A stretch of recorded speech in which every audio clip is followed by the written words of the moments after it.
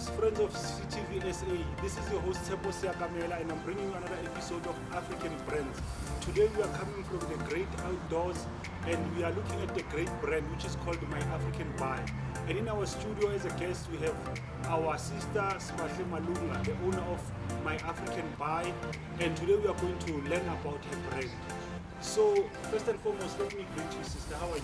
I'm well, Tshepo, this morning. How are you? I am well. And Thank you. I'm glad to have such greatness in our studios today. Wow. Yeah, so as South Africans, we are celebrating the centenary of a great man, Nelson Mandela. And I believe that this is the legacy that we have as a country. So as we start the show and we are getting to know you, I have this question for you. What is it about Nelson Mandela as a person, as a leader, as a man who once lived in this country that you take from him, that inspires you and that you can say it's part of who you are today? Mandela is indeed a great icon for this country and the world over, really. And his resistance to want to see what he struggled for come to life, and his staying power, his resistance to wanting to hold on until South Africa is free. For me, that is the greatest legacy that is left for me. In now going forward, that what he sacrificed has allowed me today to be able to sit here with him, and that's what I as a person, as Sibahle, being able to now live out my dreams, and make a mark for myself because of his sacrifice. So that's what I take out of him the most, that I'm here today and free and being able to fulfill my dreams in South Africa and the world over because of what he did. Wow, that's amazing. And because my African brand is all about building legacies. Yes. And what I draw from what you are saying is that we must also sacrifice. Yes. Yeah, because if you don't sacrifice for what you want, then what you want will become a sacrifice. Yes. So yeah, now we would like to know you. Before we get to My African Buy, your brand, we want to know the person behind the brand. Who is Sibahle? Where does Sibahle come from? I'm grateful to be here this morning with you. Yes. Thank you so much for that. Sibahle comes from Durban. She was born and bred in Durban. And my mother was a teacher. So I lived in a home where there was a lot of reading. My mother used to say, there's nothing that can beat you if it does not talk. So and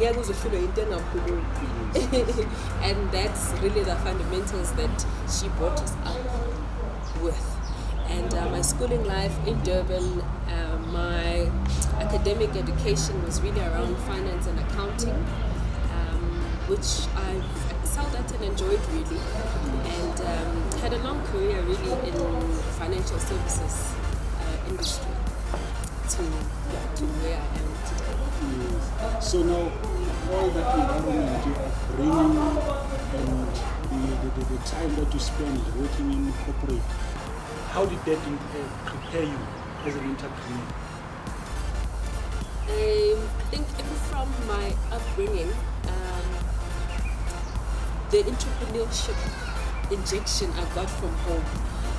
My mother, being a teacher, ran a catering company, decor company. There's nothing she didn't do. She used to sell things, and to the extent that we also used to sell chips and stuff at school.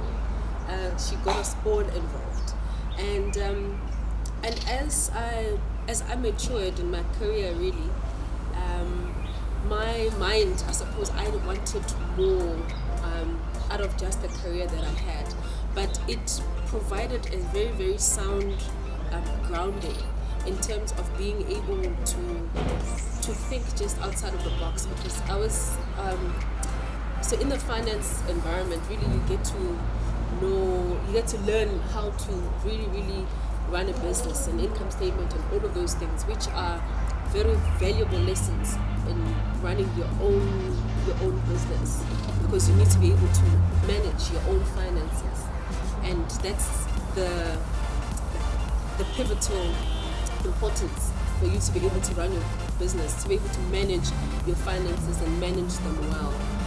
And my career, my corporate career really prepared me in terms of how to get things in order, how to do your checks and balances, how to manage your accounts and all of that. So it really provided a sound grounding for me to be able to launch as an entrepreneur. So now when you were ready to launch as an entrepreneur, how did you start? Did you just one day quit your job and started a business, or did you start your business while in your job? Because I believe that there are a lot of people who are working right now and they are thinking of starting businesses. So how did it happen with you? So for me, while I was in full-time employment, I was involved at work, and there were initiatives that I would come up and get involved in within the workspace, so outside of just my normal job role, my job spec, I really got involved in other. So they were in coming up with innovations to make our work environments better, whether in my own department or outside of my own of my working space. But just coming up with innovation and really getting involved. So for me, I feel that kind of helped me mentally to break free out of just saying that I am a 100% corporate person. So when the time came, which really I just really felt in my heart that the time for me to be here is up. And I didn't want to have one leg in and one leg out. I really just wanted to explore what I was capable of doing, because I'd had a couple of things that I was involved in at work that were outside of finance, that were not finance related, that I'd been innovations that I'd been involved with that had been a success within F&B. So that's powerful, because I think you are one of those people, one of those few people who are bold enough.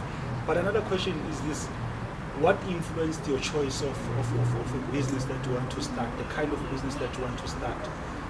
We are going later on. We are going to talk about My African Pie, and I understand what you do now. But what influenced your choice to know that this is the path in business that I want to take? So when I left, it was really to explore and find out what it is that I didn't immediately know that this is what I want to do. It was really through a process of trying out things and doing things that I eventually ended up at My African Pie. I tried a number of things, a number of businesses, which then led me to My African Pie.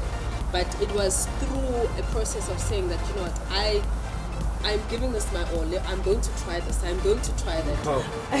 The one we are still enjoying. So we are going to take a break, and when we come back, we are going to find out about this great business called My African Pie.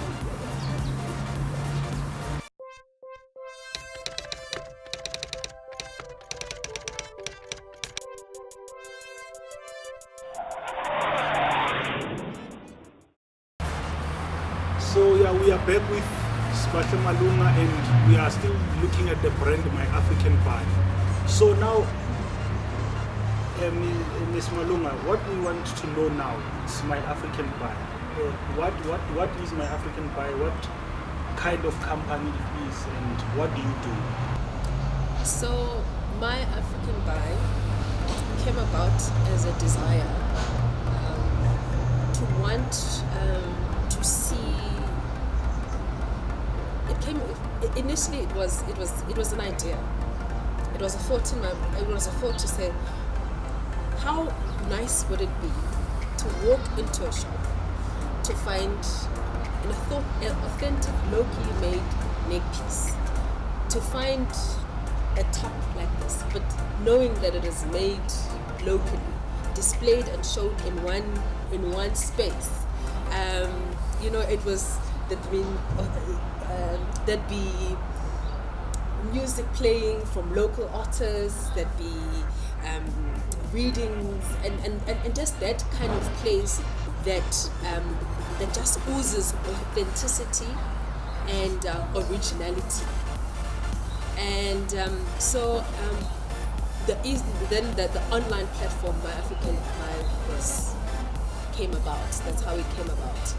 And so it was really to just showcase local talent, to showcase the actual products that people were making, that we were making as entrepreneurs, and providing an access to market for those entrepreneurs who are so skillful and dedicated to their craft. So what are some of the examples of the things that we find now when we go into my African Vibe, the things that we can get now? So in its inception, it was a number of products. So the hair movement was a big thing. So there was a lot of people doing hair care products that were caring for natural hair, and accessories and jewelries that people were doing that were really just amazing. But as time went by, then my African Vibe really became mostly about literature, because there's an upward movement in really people writing and telling stories, and I found that I really gravitated more towards that because I suppose at heart I'm a story person. I love stories. I love a good story, and so at the moment it's mostly focused on local literature. And my reasoning to understand how that is that when the people are awakening to themselves and realizing who they are, the most important part of the awakening is the mind. And so the writings that people are doing and the stories that people are telling really speak to an actual awakening that is happening, which is why you're seeing a lot of people gravitating towards stories that they recognize. And it is through stories that an awakening happens, to say, maybe I can do that. Maybe I can actually be that. Or just realizing that there's other people in our own environment that have been through tough situations and they've come out. Because those are the biggest, the stories that people gravitate towards to, like the type of books that people gravitate towards to, are telling of where people are, and in trying to find themselves, which is why I think really it's just so, like, for me, I find it fascinating that out of all the products that my African Vibe started with, the books section is the one that took off and really is the focus, and now the heart of what my African Vibe is, just in terms of bringing knowledge, a new knowledge and a new awakening and a new understanding just to us, so that we are able to then move forward confidently, whether in whichever talent a person has, whether in design, in photography, but having the power of a story is for me is next to nothing. So from everything that you have said, I understand that you also you give solution to entrepreneurs, and in this case authors, self-published authors. So now, how do people get their literature to you? Do you headhunt people who write? Do people come to you? And on that question, do you have some kind of quality check, maybe to keep the standard of your business at a certain level? Do you have a criteria? Because I know that one of the problems that people who write, especially from self-published authors, their books are not taken by some other bookstores and such things. So now, how does it work with your company? Okay. So firstly, a lot of the authors that we deal with are self-published, and most of them first time. It's their first time authors. That's their first book that they are publishing, and so there is a criteria, but also bearing in mind the space that people are in terms of wanting to take out a story. So we do receive a sample, and in which we do quality check for the just from the look and the feel and really I suppose the editing, really the quality of work, because you'll find sometimes that the story is exceptional. Is exceptional, and I've had titles that were not really 100% in terms of the editorial, really, but the story resonated so much with people that they become bestsellers. So it's like at the moment we weigh the pros and cons of each book, and really the following of that person. If a person has built a following and they already have a following on social media, the book becomes that much better to sell, and then work on improving on their next print or whatever. But yeah.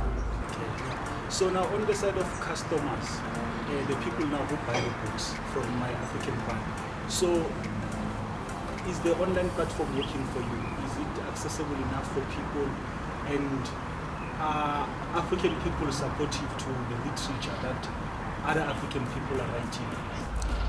Definitely, people are supportive because they are hungry for content. And what I've realized is that in as much as we say that people are afraid to buy online, but if there's something that people want, they will buy online. So we get people buying from all around the country who are able to just really log online and buy and buy the books without really needing any assistance. People in remote areas, because you will understand that they don't have easy access to the type of products that we would have in an urban area. Wow. Let's stop it right there for a moment. We are going to take another break, and after the break, we still want to hear more about this amazing brand, My African Buy.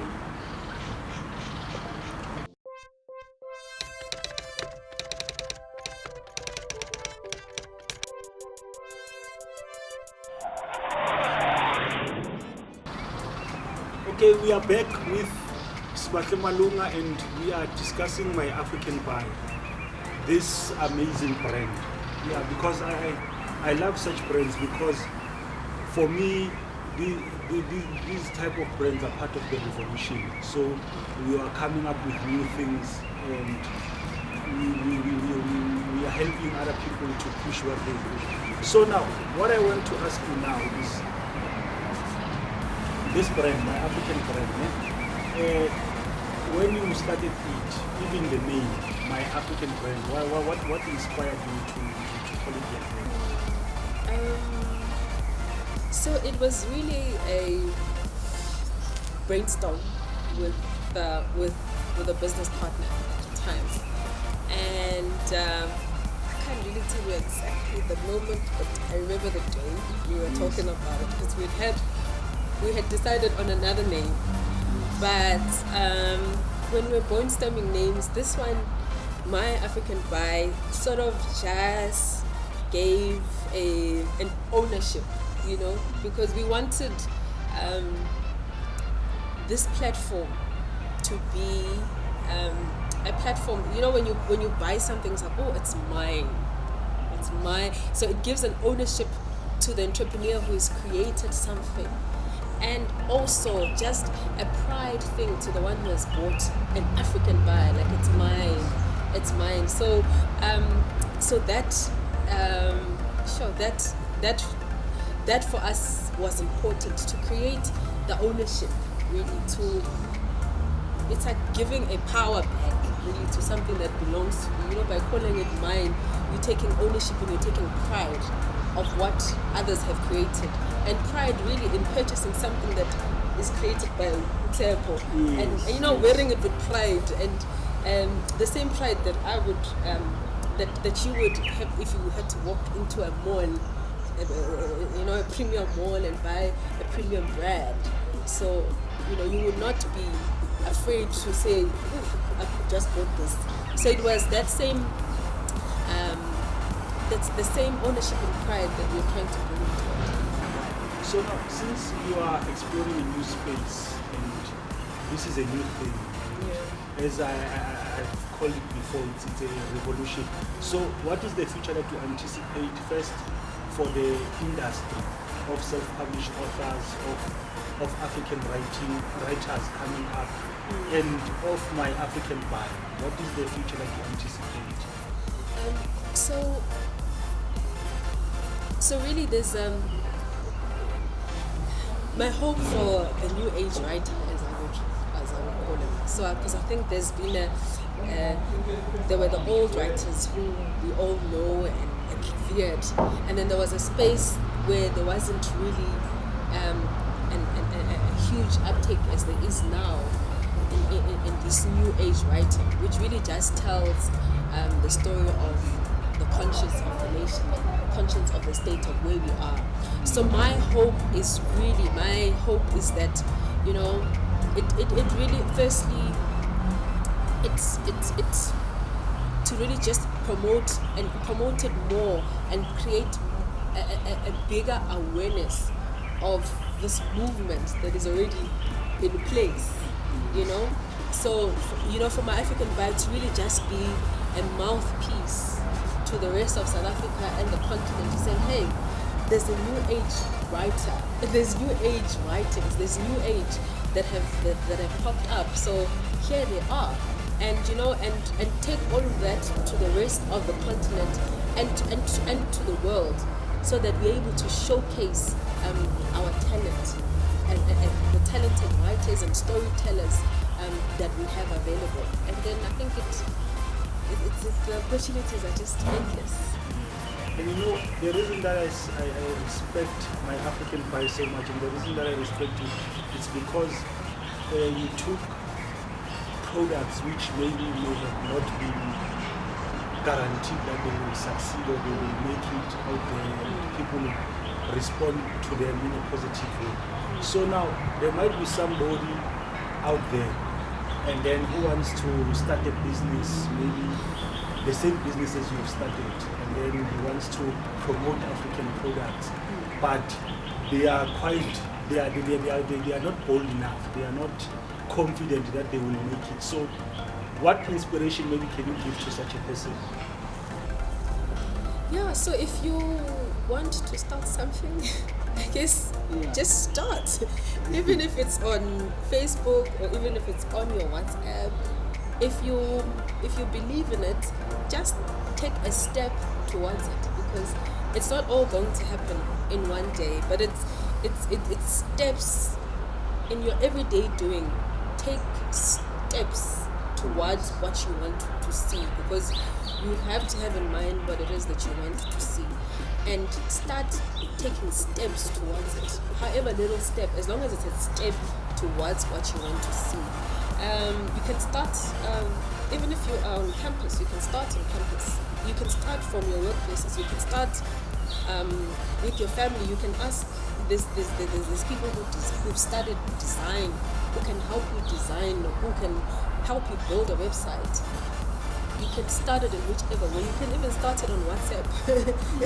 You can start on Facebook until you are able to build towards what you want to build.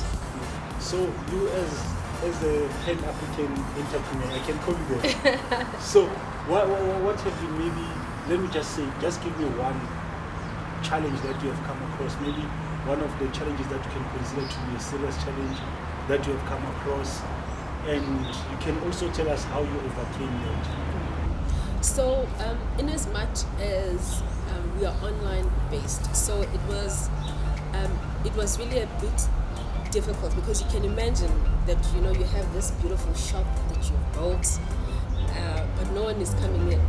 It's beautiful, it's got everything that people are looking for, but no one knows that the shop is there. Everyone is just walking past the shop. So the challenge is then, as an entrepreneur, to find ways of getting people to your shop. And the thing that I found is that you have to go to where the people are and create the awareness, which is why I'm saying that the person, you can start on your WhatsApp, because once you have built and people know that there is such a thing, then there's such a shop, there's such products that are available, then when that structure is in place, then people will know how to. So I go to a lot of pop-up markets for brand awareness, just to showcase really that this is what is happening. I go to where my customer base I know will be, to be able to to build on that. So you have to you can't just say, okay, now the website is up and things are just going to happen. You have to put in work in order that to drive traffic, and you need to do things maybe sometimes that are outside of the box to get things moving. No, that is wonderful. Thank you very much for joining us today. And you have a wonderful brand, and we are very honored to learn about this brand. So, Friends of CTV SA, this was African Brands, and the host is Tshepo Seakamela. So we'll see you next time on our epic show.